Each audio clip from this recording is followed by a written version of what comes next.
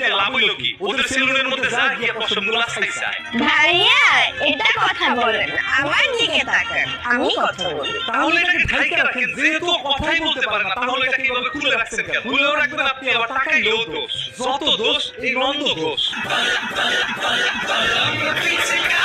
ও আসলে বেটা নাকি বেটি? এই তুই কি জানোস ও বেটা না বেটি? কেমনে জানবো আমরা? আমাদের সবাইকে কনফিউশনের মধ্যে ফেলে দিছে। যদি বেটা হন এটার ব্যবহার দরকার, যদি বেটি হন এটার ব্যবহার দরকার। এই জিনিসটা উভয় পক্ষেই সমান। আমি তো তাদের মতো খাট কাঁপাতে পারি না, যদি খাট কাঁপাতে পারতাম পারলে পেমেন্ট আমার 1 লাখ টাকাও হতো। আফা যদি খাট কাঁপাইতে না পারেন তাহলে একটা মেশিন লাগান, মেশিন লাগায় খাট কাঁপান। আর যদি ওইটাও না পারেন, খাটের নিচে যে আমার পিছনে যে লেজেন্ড আছে না, ওরে বসায় দিব, ওই মনে করেন খাট কাঁপাইবো। তারপর টাকা পয়সার দরকার, যে একটু দুনিয়ায় বেঁচে থাকবো। টাকা ছাড়া তো দুনিয়ায় কোনো দাম নাই।